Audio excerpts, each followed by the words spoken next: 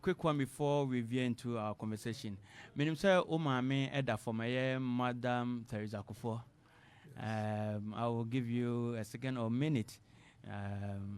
Whatever you want to say. I know, say you want to pay respect to him and our Papa Kufo. Na neho Canada for no. Mema Omrena, the also Kafa on. Say, Yenya Yantia Sampa. Na Yamame. Yana Auntie Teresa. Yedi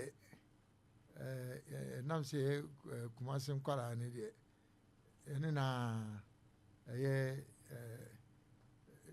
Busiani na Kyerematen Busia and Kufo Busia and Auntie Teresa no Busia. Yenya Bakon na Nanka ye penny sen kunyame bekoso no agigi no kakra krasa na so ankoba no sa na ile nenim se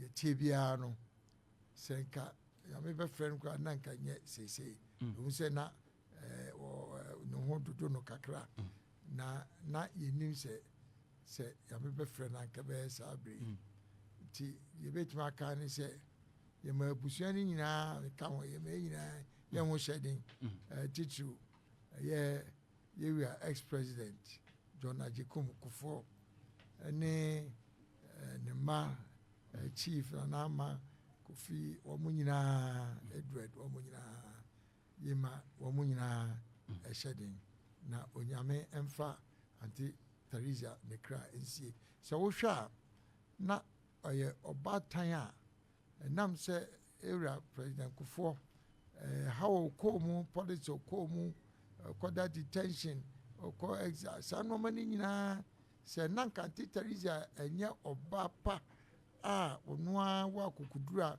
ogina ni kon achi a nanka bia de yewura Kufo ye no enka wantimi anye atwa adwuma na wo ye no nti ye de yani ani eben anti Teresa de ebe kai no pa onyame emfa ne kra esie yeah that's it yemfa enkomo no emfria say in 2003 to 2007 you were the ambassador to the United States 2001 to 2003 ambassador to the United States.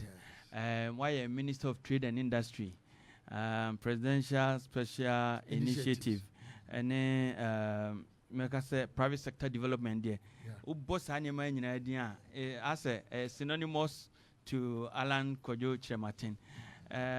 Any ben a Ghana ni enfan show. Bra mabu boss anima swingina no. Me jidi say anima kesi any Kojo Kyerematen. Wait when I edit piano deba. Sir, me take the Ubisana Sia. And yet, Mitchma can say, a dear Bakwan, Apria, me ba politics. Me my politics were drawn my yina a quiet befaswa business ever conning. And only a dear, me dear chia, free school. Me share a year war UAC 1977.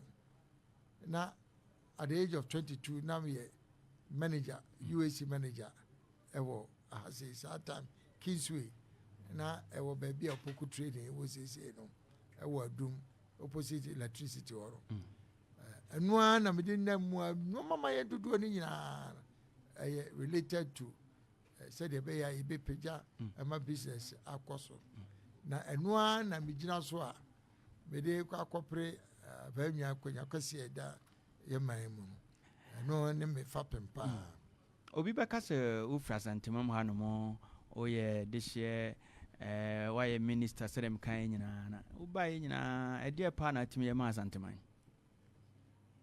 Se de mdi kan kan no. Me ba mu say ye President Kufo Abreso say ye President Akufo-Addo Abreso Trade and Industry Ministry ho ana ye de me call ye President Kufo Abreso no be de adwuma hihye bi ba ye frɛ no President President Special Initiatives. PSIs. No. If I normal 9. Me can say Ghana, ye bomodia near the award this share, sa normal 9 more. A bit me a pija mana konanim a change ye cocoa ni gold I am my sa normal 9 no. Dedi kind, a behu aduma. Ye tosu me no. Industrial starch ye free banchi cassava mo. The tosu me and sa chin aduma. And a face so the tosu 9. No ma ye pamwa tadi pama ye timi ton edeko amanone dentia me yi sa no ma na no na PSI so President Special Initiative na me pe kwan bia ye betimi ama foreign exchange aba Ghana dodo through exports if say o export to and onya foreign exchange onya foreign exchange na ema local currency no enya hodin se o man bia wo sika sem ene wo sika share no ebekoso a na ejina the strength of your currency se wo sika no ahode so etepe etimi affect adwuma bia eno ne hawa se sei ye wo Ghana no enti sa PSI sa me de bae no fofi anto ata ama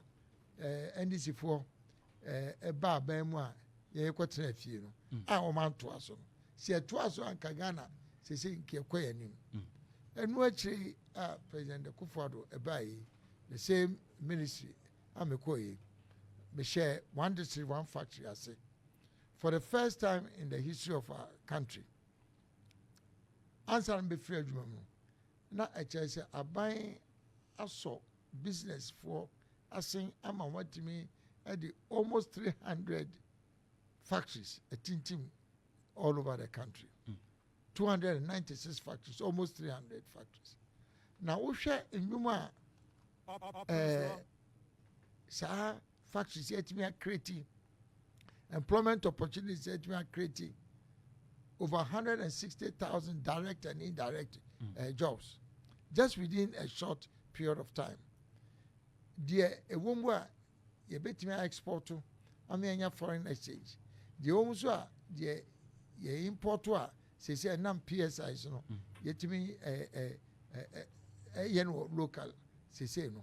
Yin account near Yasantimamu out of 296 no 55 of the factories no and no Washanti region. Now made just one example. Okay. So in Casa Preco. On se Casa Preco. Our factory Casiano a one crying. No correct. Nanso so says saying Womo Adwana and what I just say baby our products no go baby. Export crop to Nigeria and other neighboring countries. Yeah. And they drew baby no. What is a one to see one factory na bano. Be home. And Mamma say one to see one factory, but Boamodia, and no basic factory be wo. Kumasi. Said the Bayer, a year northern sector no. Almost so a bit mania production, I was say. And no, ye be a choir, ye boamo, and no more MC factory, a wo. Yas and to a quan so. Me ma just one example. Ye can't be you. On say Ubiwa no I factory on the district. And Koye be a Juban egu. One district one factory no a buy no. Factories are for Fonqua Anna a boamu. The award that any Juban so and see a boamu. So share cropon say Daco Farms. Daco Farms Titino. Now Omu was the biggest poultry farm for the whole of West Africa. And so you call from no. Now I just say ama and you might be say one day see one factory buy Mr. Comrade could buy even in the transit. Now me can say I can't one day one ever no chance say BBI see a scene for fro. So be ye be na ohiamwa ye de buana yin na so one day one ever. To no say one day one ever na bua no ma the juma no esa peja ya say wo kwa omu ye juma kama. Enti se nyame ya adom me may president Pudi. Nyame ya dom na se santiman bɔ me chidom na nyame to super guswa. Se metimi ye almost 300 factories 55 for Bahadia. That's a better president there. You can imagine what I can do. Mami jina so mesa so o ye ma kwan na o be president e de na santiman hwemfiri ho. O sa na egusu kan. Ai me mo se de obetumi awura ho ya ma me pa. Yo na egusu kan. Na nya eno nko. Se wo hwe Boankra inland port obi anim se president Kufo abreso na ye hya ase. Nanso so aban ko so Boankra be bi agina na agina na nsiamu na I say aban apes kakakra yede esa asase bio nembom Boankra inland port na nkasa no adwuma ede beba santiman no ewom se enka eyemom nanso so nanka de ebema Boankra nankasa apagya pa no ani se ebetumi anya production ewo Boankra area ho if you say we no Boankra dey just an inland port ukofa no ma free tema na wo de ba besina akọ isremusia na say ye no ma no ebegu Boankra na omo aba befa no ma no ewo Boankra e de akọ nti eno ewom se adwo wo mu de nanso endorse bebe eno nti bi de adwen foforo ba say yenye the friend of Greater Kumasi Industrial City wo adwoso next to Boankra on said ye beya se wo hwe asante a na e che se adwuma bi ani ha first ana KBL Kumasi brewery wa say omo me Coca-Cola mo say na industries appear soap factory ani ade ani ya se nyina eni obi enti how ema santiman adwuma ni ya ye ma ye nananu enya adwuma anye enu nti bedi sa Greater Kumasi Industrial City make ho asemi over 5,000 acres na adwusuma hene one na ahemfo nkuman womo ene aban aka bomu medi animu ama sei ye be pagya a new city industrial city ewo adwuso so wo hwa efiri nkuma breso a o hye tema factories dudu a wo Ghana nyina tema na wo sei tema asase bia ni obio sei attention nyina ebeba adwuso Greater Kumasi Industrial City all is to feed the Boankra inland port nya no nko okay Boankra inland port dey a small project okay we say dey na say manufacturing na ebeba Ghana dudu na no ebekọ so ewo Boankra na de ntia ade a Opemsuo pa ne say so 60 regions now ba emudu nyina Ashanti region ebeshia Ashanti ofa Eastern region kwawu no ebeshia wo ho ofa Central so dunkwa side nyina ebeshia wo Western North ebeshia wo ansa na half so ebeshia wo ansa na 5 northern regions no nyina anda obufri a obutwabuko ansa na wo hwe Burkina Mali ene Niger ene Chad wo mo nyina no sam krokoro nyina wo headquarters ni Kumasi eno nti se aban epese Ghana konanimu a na chese Ashanti region should be the next major place as a production and manufacturing cost and it's a Greater Kumasi Industrial City na me ba be no it will be the biggest project in Ghana and maybe in West Africa. If the honor say manufacturing ya dey to ni nyina eba na eno na say ye shase a ebetuma railway line no a ye dey no boss a entimi ye dan this for beka Boankra aye dey ISI enti eno ana dey cargo say uni cargo a untimi nye inland port if you say cargo no na be ma railway no etimi aye profitable on say railway no ye can so intimi mba so and so kamu granting na inland port e delay na sesi a ye say ye be new industrial city e wo ho no say investors no dodo ana no ani abre say ani afei na won betimi abe railway no ama industrial city ne inland port no adwuma no akoso. So the future is very bright for Asante Mine. Na nyina me hyase ana mafiri abamu nanso so na me adom na mbɔ me chidom a beba ma ba beto aso na fe adwuma no apagya. Ma me nyina no so me fa bi so nka ho nya no nko wo hwɛ sɛ de Asante Mine asom MPP ko na kana kam na nka ba bi wo ha enka ya nya hwe kra no ya kwan de na nka is one of the best. So call Ashanti regional road network that was say no. Me nu edu ba bi kra na wonji ni po say Ashanti regional wo no.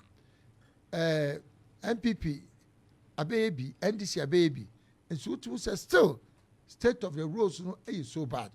Tie no ye number 1 priority e mame say nyame adoni e pejame a ye road network wa Ashanti ne de e se e bomodea na ye hye emu ekana de to so mienu projects bebre wa NDC MPP ye hye up to now ye timi wie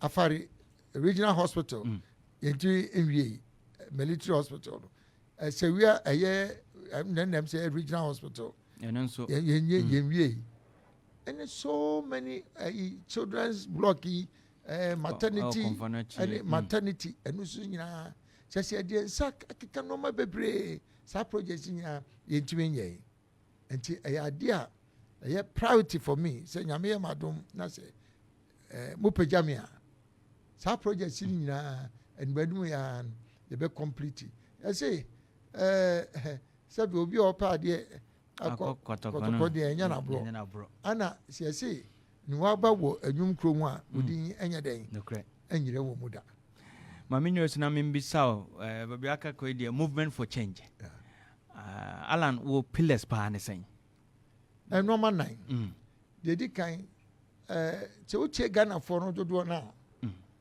o mo say o ma bre NDC and MPP sa parties mienu ene ba akokọ na wa kwaba na de we be start no we ba na wa gya nyina go ye ntoa so se uka 2 parties no emre a omadi wo aban mu a na say over 32 years esusu be bi egira na egira ti Ghana for dodo na ka say afedie yensisem kakra ni yensisem no nyese party foforo no mo pe o ka party dia de say ngebi wo na emom omo pe kandifo bi a oba ono enye party na de beba ono anyina so na ebetimi ama ye de na ba ono oba message okura no any plan okura ebetimi asesa Ghana eno ni ade ba ko edikan a change a wo mo pe ni edikan de to so mienu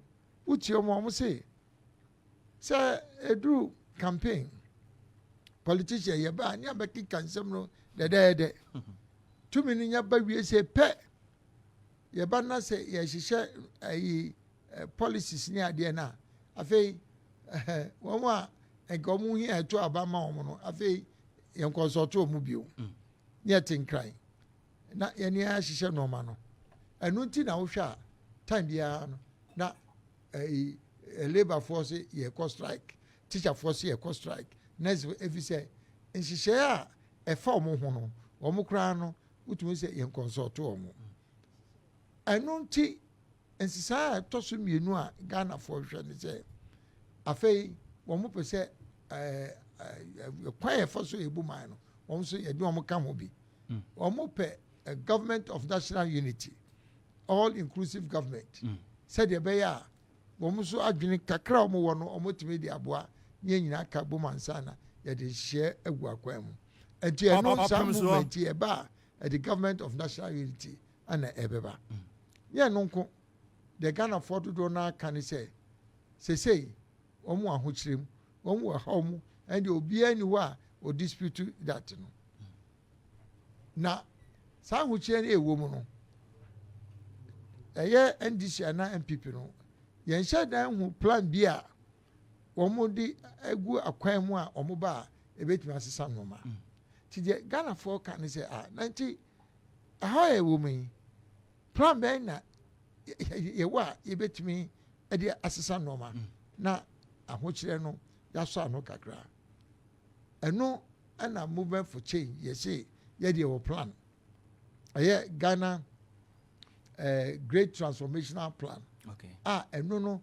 saa hawa ɛwɔ nyinaa sɛ ɛsi kasɛm a nkɔye sɛ ɛyɛ akuayɔ nkɔye sɛ factories ɛne industrialization nkɔye saa nneɛma no nyinaa no the plan a yɛbɛtumi asɔfo saa problems no nyinaa ɛno ɛka nsaa a yɛpɛ sɛ yɛde ba no ana ɛde atwa toɔ Ghanafoɔ dodoɔ no ase Ghana yɛn kɔ so nyinaa no ɛfiri Ghanafoɔ no so yɛsu no yɛ ban bi wɔ hɔ a mmoa ɛma ɔman no kankɔ anaa ɔman no mpuntuo ɛti ɛno so no ɛyɛ movement for change foɔ no ɛyɛ one area ɛno so yɛwɔ gyidie sɛ yɛba ɛno so yɛbɛma Ghanafoɔ yɛsu ban ɛne kwan yɛfa so ɛyɛ nneɛma no ɛno so no yɛasesɛm there's no discipline obiara de obiara pɛ no wɔyɛ ɛwɔ kurom ase yi ɛno no yɛmfa nyɛ adwuma corruption kɛtasehyɛ ɛne porɔyɛ yɛaka obiara ba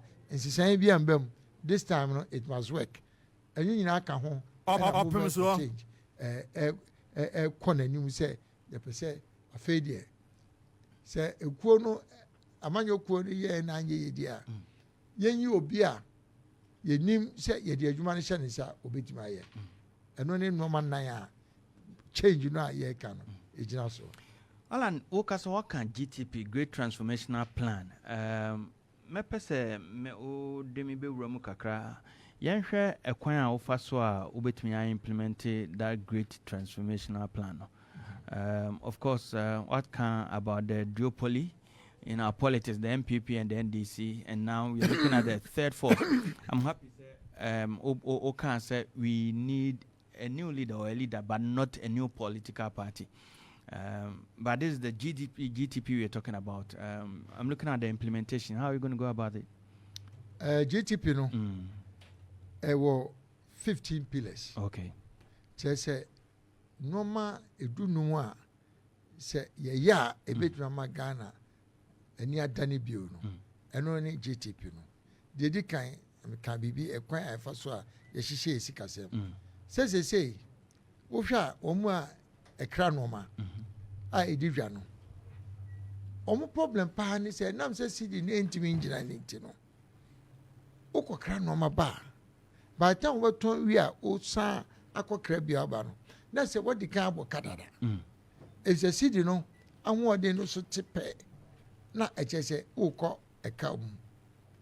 Enti say ekwa e be fa so a ye be ma sidi no agina. Na sidi na anwode no aye de akosoro no. Eno no the solution no aba. The solution is very simple. Say Ghana yetimi ye more exporter. Ye production ye exporter. Na say dollars no eba o man mu no e doso. Na face no ma ye import a ye betimi ye no Ghana no. Say ye ti eno so ye ti no ma import no so ye no Ghana.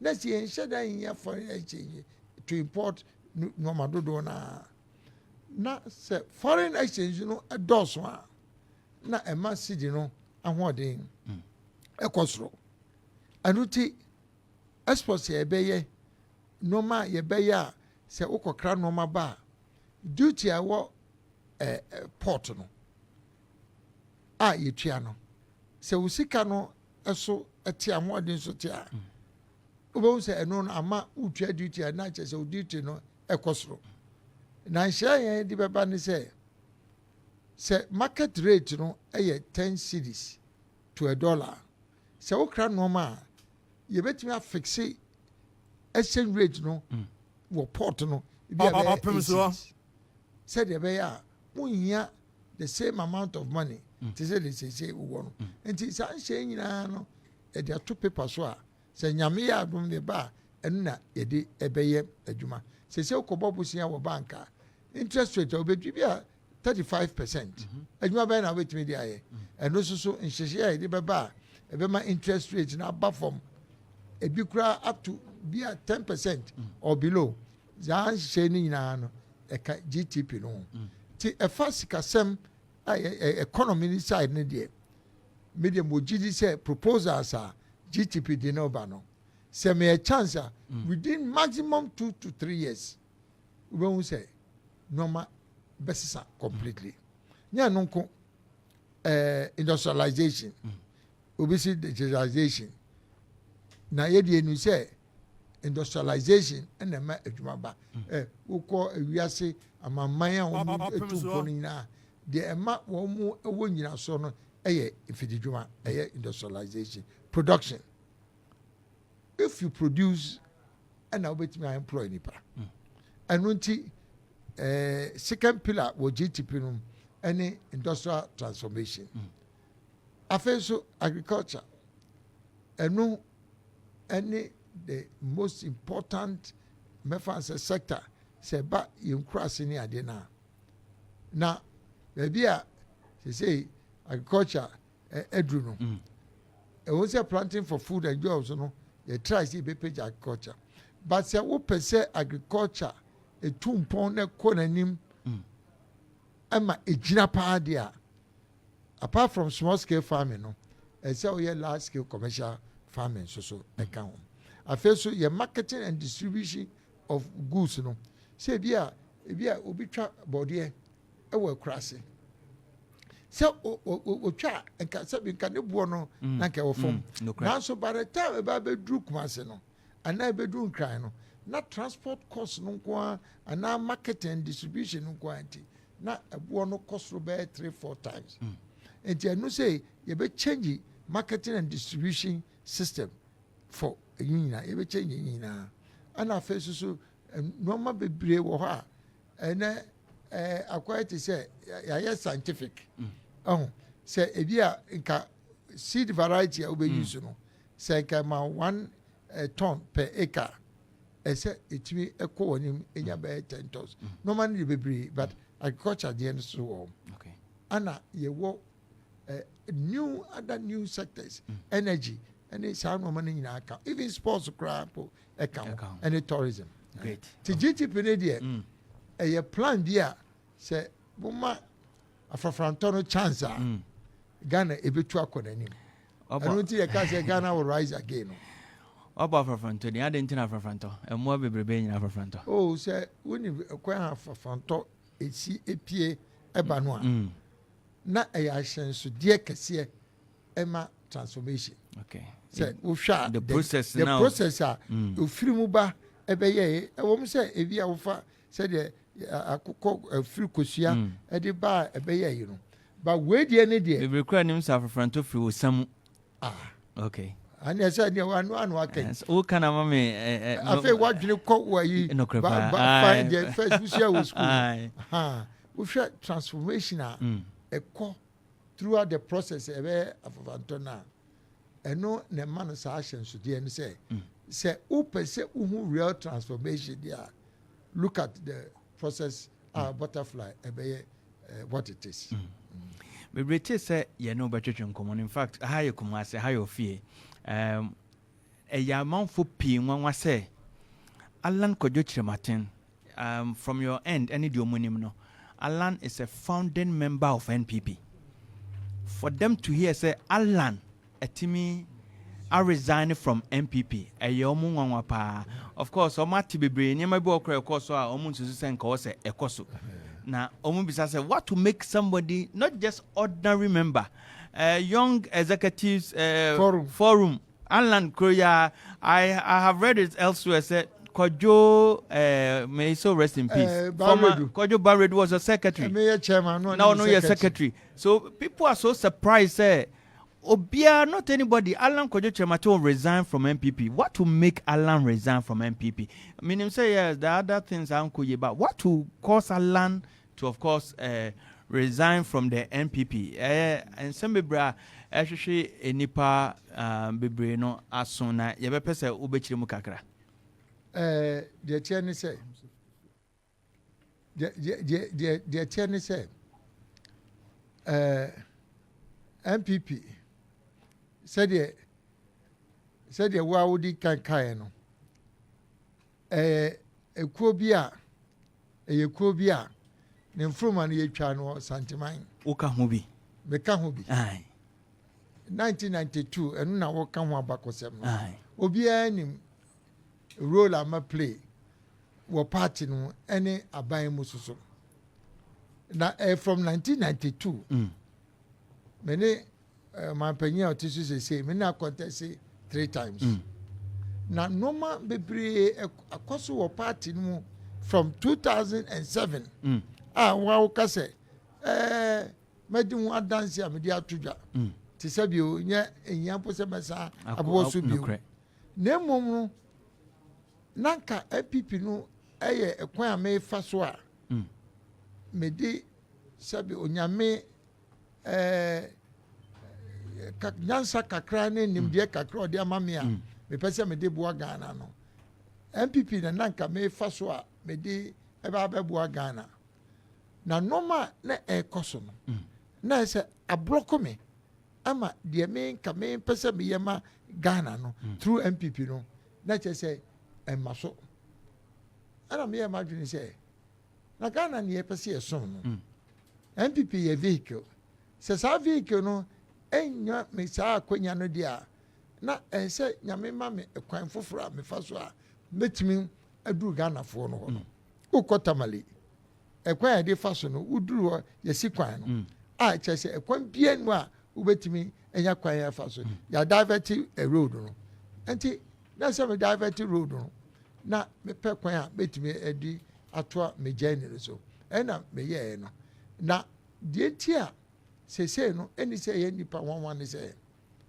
wo hwa enke ka dia nanka MPP pa said the Santimine contribution a MPP ada edru ba bi unim say MPP won power only with 1.5 regions. Ashanti region, any half of a Eastern region. Eti sanke kapadia nanka noma esenka yetimi eye ema Asantimine pejano. Yetimi ye. Na on say politics there. Edru baby ebindu nam say ya Santifo na bi o. Edi nam say o. Se Alan ye kotuma no a ebi a esremfo ebeka se na adenti ana ye to enko baby foforo de make wotima se aden ye to enko baby ahasoso na vote no ewo ana ye nim se ye anytime be mistake bia Ashanti region ye ba so beti bia no ye ko opposition no correct.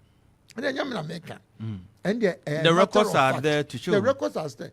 Anytime we be a mistake, you vote to Betty, who was Shanty region, near your co-position. And to media, Mimint now, and Manombasa. Media may mean him say, Savvy, Sir Alan, a Bayer flag bearer, were MPP one. None coming him say, and can no Quebec guarantee say you bet me a break it. Say, Sir Quine. Ye see ye no amament ban yes ano mentra ho ema no nkoba se che se anu nti se ankoba sa ne ye be position na ka chance anka Santimine projects am nyina no aye ntimi ye na nke beto aso no na ebe ye kwa timi de nya de amedi be sie hwe me papa ntam ka se ye tete mo manhia o me papa free abroche ba 1950s mo oni otufo say tutu Ajuman Prempe the second onu ne ka bo mu a Santenhene etwa asase wo bantu machi eye culture center otwa asase kese oni ne ka bo mu se yenye bibia ebe peja Ashanti culture eno ni culture center eno aso na yedi ye zoo eno aso yedi Ashanti library tie de yebusuane de yebesum Santimine yese ye de ye politics eno nti sunsun a ewo ebusuane mu no a ye de to Santimine no de be ya ye be ama Santimine peja bia no me ese me bomodia na meyɛ na ɛno nkyerɛ sɛ other regions ɛwɔ Ghana yɛnyɛ adwuma no but wohwɛ plan making regions ne nyinaa no aha na ɛno bɛhyia ɛwɔ Santeman deɛ na sɛ yɛbɛtena hɔ sɛ ebi a biribi nti na mete sɛ yɛn mpanifoɔ santefoɔ mpanifoɔ bi etimi gyina hɔ ka sɛ santini bɛba deɛ ane yɛmfa nkɔ baabi foforɔ ala mentwa ma mengyina wei so nka nkyerɛ wo hi deɛ I'll be real with you said now can people were expecting say Alan beat me Alan Berwini no the MPP and you know this region and Ambanisa when they heard say Alan are resigning me kind of crash almost chief Alan ni trimu ya ni de be beat me kasa na eme de say wo dia phone na wo chiro mu say omu free say Alan trimu ya ni de na bibia o say wa resign I been so kasa Alan ye bitter into na wa resigning and I want you to speak to them. Oh, that's what you say propaganda. 2007. 2007. You call a Kensi. Nipa Dunson. Say Kanipa Binupe. Of course. A Kamene Nana Adudanko Kufa. And you were at par. Yes. And you continue call second round. Yes.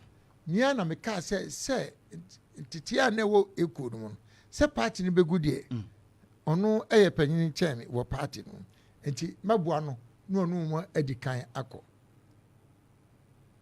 eno ani edo a nipa no ekire ema eku no na se eno no anso nipa ani every saa time no na se se de wa wo ka se wutie nsem a maka wo afidie so se me momu a me de mo abo afare na ebeyi ma free party no every 2007 no obi a beti se wo ye ala nipa ekwan ye fa so ehwe wo beka se wo kura no se bi o party no nkam na me a me kura no me ye found member kura no eduru ba bi a beka se da ala kura party no won se na no Kennedy Japan buy what did you kind of course Kennedy obi a wudi ho dance about 80% of his speech was about Alan no se said the identity na se me bi san beka bio wudi ho dance ya edin obi abedi mi ho adanse ono kura okopre akonwa ne bi obetimi adi mo adanse se ade a ye di aye ala no se oba no kase wo twe ne ho a na sabi o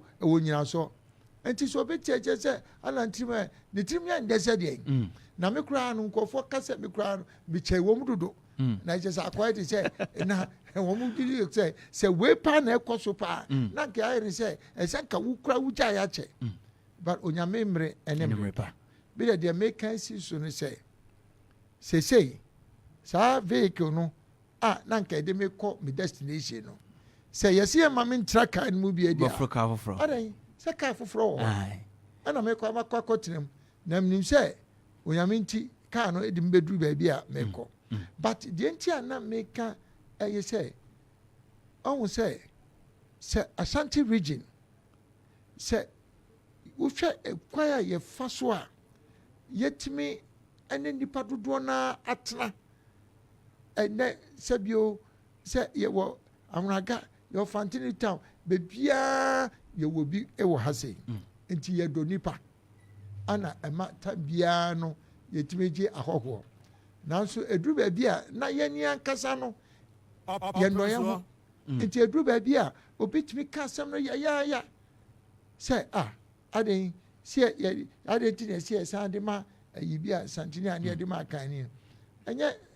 tribal politics ni eye na ba bia wunyina so wo na eye ba bia sabio wunya oba waba no dodo na enye ho na se wudi kan guarantee se ubenya nipa obetimi atwe votes na free no me kwa pro no nya na meka se Alan se bebeye candidate menya 2 million votes metimi enya every Ashanti na ba ye koto ye delegates na koto abano delegates omo yesen super delegates ye koto ye enipa 900 ana die almost koto si kra 200,000 and so nipa eto aba emma MPP coalition bia over 6.5 million and eto aba mine ati delegates assembly yemfa enka asem nko general election Jimmy dem say the patrodo na 6.5 million no. Some bomb me chidom. Na se me ko general election Ashanti region Tuaba dodoɔ no ɛma me na se menya ebi free other regions near Kabomwa. I'll be the first independent candidate between abe president ewo Ghana. Honestly, we are looking forward to that. Alamambi said, can something cause you to go back to MPP? Oh, come me timwa Bessia, I call for car for Frono. Now I say, now then to cry him, but then beside say, I didn't and me free more. Say, me sa qua akko kotraka and more. Okopeding. Aqua, if he said, dear woman, a summer by no, and me dear see Africa and I'm mekono. Now, I no medium in him say, car for front of my cotton, I don't bedroom baby a mekono. But so sure. Tieda meka yo. Meet you pa. Menia, tieda meka yo. Ebi no you say na mpese me say MPP. Enti no mafrim. Ko na baby say omo bebre say o percent MPP ko opposition ti e kra no atwe ho no. Dabi say na meka cho say ye nanka makoti party foforo. Makoti party foforo. Say me dey be contest MPP a. E cannot be different. Come one coin, say between a party for. But said me can na Ghana for you share. The Ghana for you share no, and he say, Umbenya new leader. New leader. The name dear, any Sabio, a Juma, why yeda. Any on one in your so no, a bit mama Ghana, according.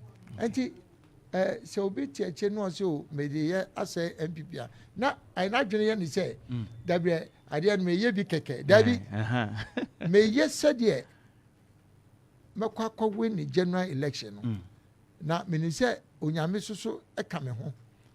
Now, until I may say Santiman say, I say, be away a party behind him say bad popularity in Ashanti region. Say Alan, see me now near to about also. Yebenya a maximum votes every Ashanti region. And yes, Sebio, a beer, Betimaka say, may Kumasi boy no go anti. But the Padudona and him say, Alan, say me Bejina, we will be bien says the men Kwame independent candidate. Sa a party noir, a drew baby, yan tuaba, a timmy Emma, a affected even your votes. No, Sadia no. But say, so ebeti. Alan is paving a new way. Say third force. Yemi say I want say we refer say the oye ebia some along the journey ebia will be merged with another party. Sana bit me. Oh, I know the you see Abrofoka bibi say say we'll cross the bridge when we get there. Okay. Say what I say, and no embryo do say no there. Me movement, you know. Anna Edemeko. Anna may say Santimine say. Where do you say Obi Opa Diako Kotokono Yana bro. Na Santimine and Mommy Chidom. Say Edu baby, na as I say, major and now collaboration bemwa. And Yamina Mecca. Okay. But say no there. A movement in a Demeco. Now, we didn't say, said there, and ne politics aba NDC, MPP, BBNI, and Tokwane there. The Betmama Asumdre about Ghana. Any say independent candidate, a non partisan candidate. Or no, a bit regional to say, we are referee. And no, and a bit made Asumdre about Ghana politics. Alan, youth. Youth constitute about 60% of our population. Make up youth to Abama, Abensi Senka, Omo fortunes, today, Omo who say, you know, bedroom common, you can see me some youth people. Baby, name Akasa. The Omo Bisani say, Bisala Maya so Oba, youth because we feel so disappointed. The youth in this country feel so disappointed. I'm talking about the majority of the youth. Adena youth in free. The kind Makama amansa nyina to say movement na me dey ba no led by the youth of Ghana. And the maka say government appointments including ministers and at least 60% ebe youth, young people of Ghana emebro no ana ebema ebedi movement na nimu ana face some de benya positions on do any mass at least 50% and the menya kato obi an say alan so say me can me yo anuti e idea me pese emebro no omunya gidie wo mu say for the first time in the history of our country, the political history of our country, say the young people of Ghana have the chance to lead their own movement and their own government in future. Also, Kwame Nkrumah Onono was say Veranda Boys. Na anang for change muye. Ono kra no obaye no. Ashanti region, Ashanti Youth Association. Ana obesire otumfu a otoso sabre no. Ema womo no ebo no chidom. Omne CYO efom bo mo chidom. Ema otimi ekwaji sa tumi no TTCPP a omre kwaji tumi no. Say 2023. Say the Wawdi kan no. 2020 abaya koto yen 60%. No, 55% young people. Yeah. And you know, and I'm so I say 55% of voters are young people. I don't think any see more chance. No room di okunanim. If you say so ko to aba no mu yi aban ba. Na say won aban na aba. Eno ni sa akwanya mpese me de ma young people. For the first time na omudi okunanim. Opemsuo. No mu ko ji 2 minutes ba na acquire a government of young people. Eno me de makwai to say me a facilitator. Okay. Me pipeline ama wo mo. Eno ade ehia me pa. Na se wo hwe say the campaign team na acquire mrante nkwa and I've not been disappointed. And I'm not upon Kasai. I mean, young people, brilliant people. Yeah. Young guys. Many youth na kasa. Adeba kwa how mo ba kupane. Omaya yetimu. So abambi ba. The entire men no come near. You are becoming a beacon of hope for the youth. Yes. And they see that they want now they are processing Nyoma. They want to follow. Adeba kwa ha youth ne paye omaya yetimu. Obeti minister be why you say issues of corruption mami inputting in that. But abani be free so no. Import so and be free so. It seems like no accountability. Adia youth in person who free honey say. Abani be free so. How would you ensure accountability? Especially when there's that more feasance and nyema bia koswa. You free say any watching free say anko ye ye expertise and kabana wabano. Obedia china dia was a dan simple nipa no for man bibia yenjin free no anaso onsan famra. How would you ensure those things? So who said me can say in Sisayana me say urban movement for GTP no GTP no ewum. It's a corruption a major part. But who said me can say movement for change, you know. In say me say urban no. Normal 9 no. Baako ye in Ghana for ye betimi asesa yesu ni ye ban.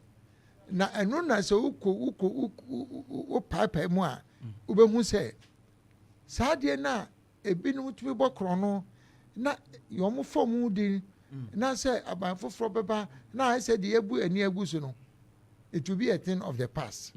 And no pointing at me pese mranti ene mama wa no wo mu edi ade nanim efi se de wo kan wo mu ana sa ade factory wo mo kese eze sika esenke bia ye de hihye no ma no mu nya adwuma ye no na se ekọ obi ebotom na yeah me say me ntra ho e ma say politics may an opportunity for people to empower themselves instead of empowering others. They make out here say what be politician no na wo de or no I say what be some man for no man for mo empower instead of empowering others. Na no na say me person mebru no di anim no me dey I'm very confident say the omo complaining about say no wo come ho asem kire me no so omo bedi oman anim me dey me gina ho ema wo mo a they would ensure say that to be the last now omo ever prince amana aba yeman if you say we share the cost of corruption to our government media nanka ebi wan kra nka eto okra ni senke ejibi si etimi si corruption anoa nka bon se eto a yejiji nyina eye se I say unhu ba bi e fa nyina ke bi kra nanka nya senka ye de sa to nyina aba beto ye ho so sa beto ye ho so se nyina no ekọ nkofo ebotom na media mo gide se na mrantie no ene mawa wo mani abre no me wo gide se am do madi animo no you will see the difference in Ghana you see the difference in Ghana ebi mu kra so se na me baba bi bisa se me so bisa ala ma ye pa ye ne aye wa ha no ya ye ho kire ne ye kan ti a omo ba mu na omote ala no wo haite ya man for ka so mani mu aye din no mani mu aye din a ministers ne mu amu aba mu no de se mintim ka so ka za ma twem ai so bi wa ba mu a man for ka sa ho kire mani man ti a omote because most of them I think because of incentives nti omo hunu you fune questions and come one come be sa na wo haide me bisa mo say media they are preaching to the converted na wo aban mu a enya bibia na obetimi aka ho asem na eno nti adan do be ka say na say dem down your minister no kra but say if ukowanim na say you occupy the highest position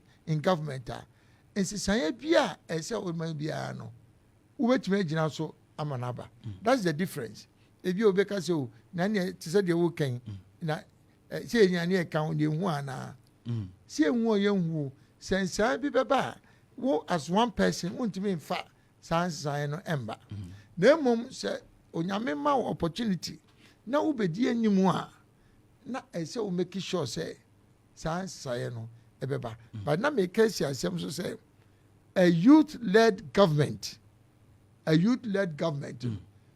am very sure say changes a beba wo your mind in terms of corruption and it's no man it will be very significant it will be very significant make I say no na guarantee say bibia sense na mum said o ma fa o ma fam a o mani abre a wo say me bayi yesi bisa no so o nya sa opportunity na o so be it say de say o mo a mo jitu mi from o me say dia say na sa kwesi nkoso ujina kwantia na media mo jide wo mu say won say nipa no em say ewiase na wo mo wo mu nti no o ma dwene move very fast eno o ma bebiri o betimi aya just say ehia po say ebia o beduadua mu na o ma koye sa no ma no sa jide no ana me wo e wo ye mebunu mu say things will be done differently.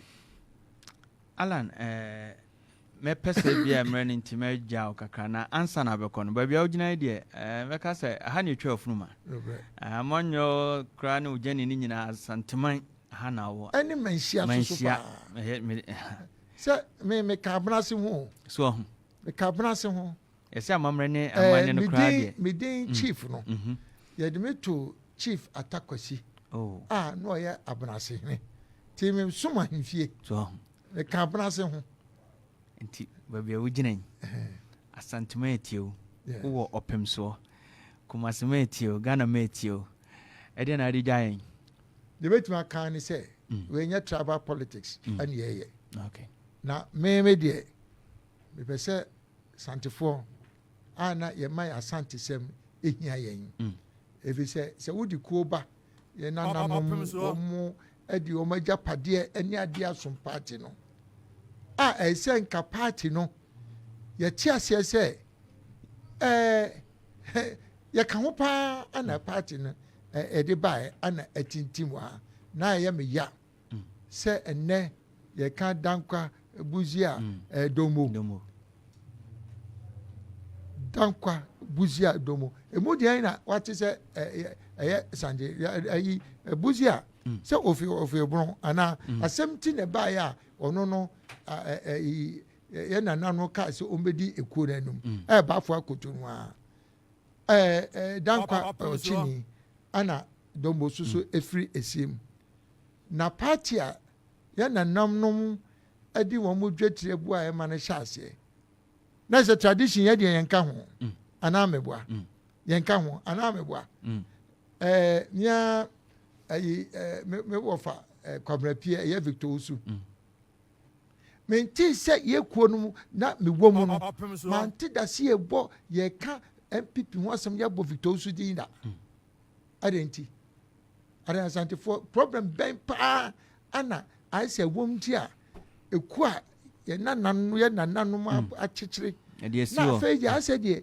yɛyi nipa ɛnɛ ɛsɛ gre nanam na nka yɛka history no a na nka wobɛhu sɛ santefoɔ moyɛ ayerɛ mu na travel policy ne ɛyɛ ɔho ɛni sɛ yɛgyagya yɛn ho because yɛayɛ saa ma afei obiara ba ɔpɛ akonnwa a weekend bia na ɔmo si Kumase ana anya sa na te obiara pɛ yi a na ɔbaa yi sɛ ɔte ase yɛtu bia yɛhu bia wo deɛ wofiri ha nti wo deɛ mame wo papa se monto aba no ma obi a yɛhwehwɛ no a yɛbɛhu no wo deɛ na wakyerɛ mu no asɛm sɛ bɛ yɛbɛba abena ase na nkɛ ne yɛbɛsɔ ntoma ɛno mabɛsɔ ntoma mu nti yɛka asɛm paa ɔho ɛsɛ mede si a ɛfi sɛ ɛm sɛ yɛka sɛ yɛka a yɛbɛkɔ deep paa yɛbɛkɔ deep deɛ mɛka ne sɛ ɔte kɔkɔɔ soɔ meame nana otumfoɔ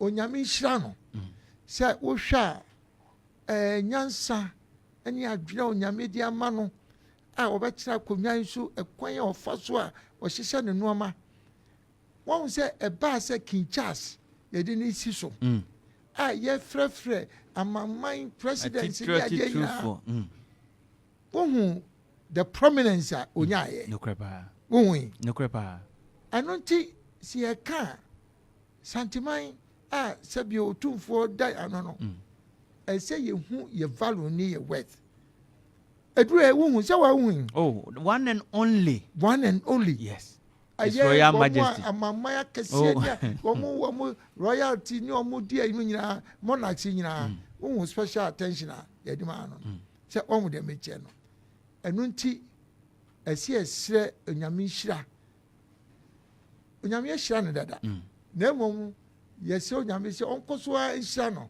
na ɔma no kwantiti ahoɔden wom na nyansa a ɔde ama no a ɛma obiara President Kofi abrɛ so yɛte cabinet asɛm si a ɔfrɛ tumfoɔ ɛna ɔno ayi so no contacts wɔde akɔgye solution aba AFCFTA Continental Free Trade African Free Trade yes nyame some dɛ a bɛtumi ɛde baayɛ ɛduru deɛ ɛden otumfoɔ ɛne ɛsrɛ no team ɛbaayɛ a wɔn countries a ɛpiri nyinaa no wɔn ba abɛyɛ inspection ɛbaa otumfoɔ ɛne ɛbɛsrɛ no a oyi invite wɔn team ne nyinaa ɛba Kumase wɔhyɛ da hyɛ wɔn akyi ɛde baayɛ wɔn kɔ no na wotu sɛ deɛ wɔn bɛhu wɔ ha sɛ no na kyerɛ sɛ no nko ara koraa na etimi ma Ghana qualify si yɛde bɛman a yɛde headquarters man menka sɛ ɛno nko ara nti but he played a major role ti deɛ yɛsra ne sɛ santima yɛntaa n'akyi ebi sɛ wate anim baabi a wobɛkɔ biara no woka santesɛm a wotumu sɛ ɛnam ɛkwan a wapae ama santiman ne Ghana man no nti no na ɔno nso sɛ wohwɛ a ɔnyɛ sɛ ɔyɛ ama santiman nko a o wɔyɛ ma Ghana nyinaa aha obiara sɛm biara si pɛ wotumu sɛ obiara bɛyi na n'asɛm nso ɔka wotumu sɛ is fair deɛ sɛ ɔde to no ɔde to ama wonya ka wasɛm wi a wotumi sɛ deɛ sɛ ɔde tona ana ɔde ato ɛno nti ɛsɛ ɛsrɛ onyame nhyira na nhyira sɛdeɛ mekan kwatenti ahoɔden wom na yɛde ma no nanso otu kwan nti wei deɛ bɛgyina afidie so na yɛde ama no akɔ aba Alan yɛbɛda wase sɛ yɛto nsa frɛ wo wobaeɛ menim sɛ wei ɛnyɛ the first and ɛnyɛ the last movement for change no youth na wahane de sɛ wo kra wo yɛ ayi o wo ka ho wonya youth na hwɛ me kala yi nti ɛne ɛsɛsɛi no afafantɔ no for application bro ɛno a mene yɛ asapɔn kasa na ɔno no ɔyɛ ne ho nipa bi a sɛ menka na fidie so ha kwa nti yɛbɛdɔ ase na once again from the CEO management and staff of Opemsuo 104.7 we wish you happy birthday. Amen. Okonso afenchia mama Presla ma Christabel thank you for coming. Minim say that's it. So happy birthday. Thank you for coming.